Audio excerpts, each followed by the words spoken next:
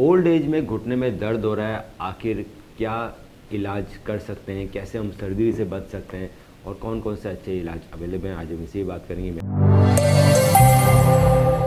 नाम डॉक्टर मनु बोरा, मैं एक ऑर्थोपेडिक सर्जन और आर्थ्रोस्कोपी एक्सपर्ट हूँ, Nexus day surgery centre Mumbai.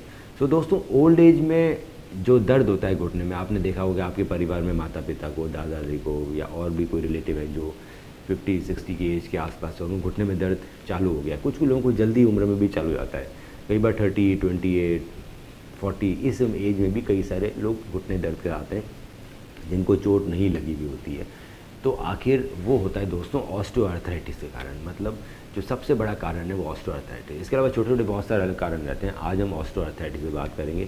इसका मतलब ये कि जो घुटने में हमारी जो फीमर, टिबिया और पटेला होती है, 3 हड्डियाँ, उनके ऊपर एक कवरिंग होती है कार्टिलेज की, वो हमारी घिसने लगी है, घिस गई है।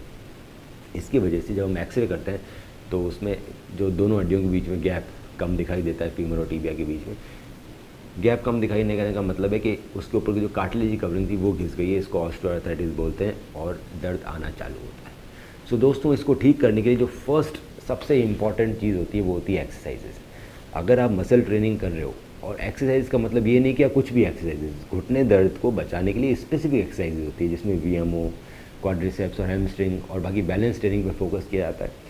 और ये चीज़ें आपका दर्द कम करती है और घुटने को फर्दर घिसने से बचाती है। तो first thing is exercise. Second thing is diet control, कि आपको अपना वेट कंट्रोल करना है, डाइट से करना है, एक्सरसाइज से करना है। इन तीनों से जितना कम वेट होगा उतना कम घुटना घिसेगा। अगर आपका घुटना पूरा नहीं घिसा है तो इसको घिसने से बचाया जा सकता है कुछ इंजेक्शंस की मदद से। सो इंजेक्शंस में जो सबसे अच्छे प्रॉमिसिंग रिजल्ट दे रहा है वो है PRP, प्लेटलेट रिच प्लाज्मा या ACP।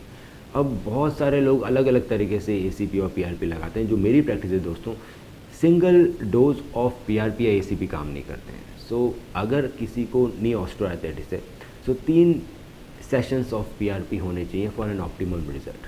मतलब 2 सेशंस के बीच में 7 डेज़ to 15 डेज़ का गैप रह सकता है।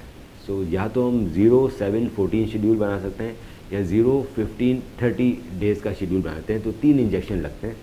डबल डोज PRP बेटर रहती है सिंगल डोज से। आजकल बहुत सारी कंपनीज आई है जो प्लेटलेट रिच प्लाज्मा के वायल्स प्रोवाइड कराती है। एक है ACP, ऑटोलोगस कंडीशन प्लाज्मा। अभी ACP मैक्स भी आ गया है जिसके अंदर और भी फाइन और हायर कॉन्सेंट्रेशन ऑफ प्लेटलेट्स मिलते हैं हमें। जब प्लेटलेट्स और ग्रोथ फैक्टर हम आपके नी में इंजेक्ट करते हैं तो एक बार काफ़ी ज़्यादा रिएक्शन करते हैं वो। सो ऑस्टियोआर्थराइटिस के पेशेंट में दर्द काफ़ी बढ़ सकता है 1 या 2 दिन तक, बस ज़्यादा दिन तक नहीं रहेगा। जितना ज़्यादा डैमेज है दोस्तों उतना ज़्यादा प्लेटलेट्स कई बार दर्द बढ़ा देते हैं। एक बार इन्फ्लेमेशन होता है फिर वो कार्टिलेज को और सबकॉन्ड्रल बोन को रीजनरेट करने लगते हैं, क्योंकि वो आपके खुद के ग्रोथ फैक्टर हैं, खुद के प्लेटलेट्स हैं।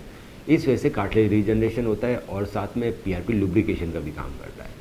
3 बार इंजेक्शन लगने के बाद आप रेगुलर एक्सरसाइजेज करते हो। एक्सरसाइजेज 6 मंथ्स तक करनी बहुत ज़रूरी है। अगर आप एक्सरसाइजेज नहीं कर रहे तो आपको रिजल्ट उतना अच्छा नहीं आएगा जितना आना चाहिए।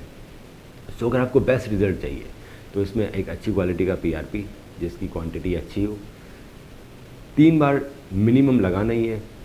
रेगुलर एक्सरसाइजेज करनी है 6 मंथ तक। रेगुलर एक्सरसाइजेज का मतलब ये नहीं कि आपको जो आज एक्सरसाइज सिखाई वही आप करते हैं 6 महीने तक। एक्सरसाइज आपकी हर 7 डेज या 15 डेज में इंक्रीज़ होती है depending upon your muscle capabilities. आप कितनी एथलेटिक कैपेबिलिटीज़ है, आपकी मसल्स कितनी डेवलप्ड है, और आपका पेन रिडक्शन सिग्निफिकेंट आता है तो काफ़ी अच्छा रिडक्शन मिलता है लोगों को।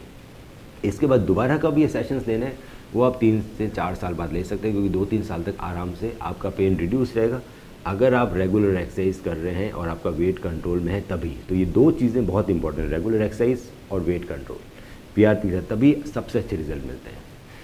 अगर आपके घर में किसी को भी नी पेन की प्रॉब्लम है और आप चाहते हैं कि उनका नी रिप्लेसमेंट ना हो, या क्या कोई तरीका है जिससे हम टाल सकते हैं, तो आप हमें उनके एक्सरे व्हाट्सएप कर सकते हैं और उसकी स्टडी करके मैं बताऊंगा कि आखिर कुछ PRP या ACP इसमें काम के हैं या फिर हमें नी रिप्लेसमेंट की तरफ ही जाना पड़ेगा, क्योंकि अब कार्टिलेज पूरी तरह से घिस गया है। और कौन कौन सी हम एक्सरसाइजेस कर सकते हैं उसके लिए भी आप हमें कांटेक्ट कर सकते हैं। हमारा फिजियो डिपार्टमेंट आपके साथ ऑनलाइन कंसल्टेशन के द्वारा आपको रेगुलर आपकी एक्सरसाइजेज इंक्रीज़ करता रहेगा, रेगुलरली आपको फॉलोअप करता रहेगा और आपका पेन सिग्निफिकेंटली कम कराएगा। दूसरा, आपको नी रिप्लेसमेंट से भी बचाएगा।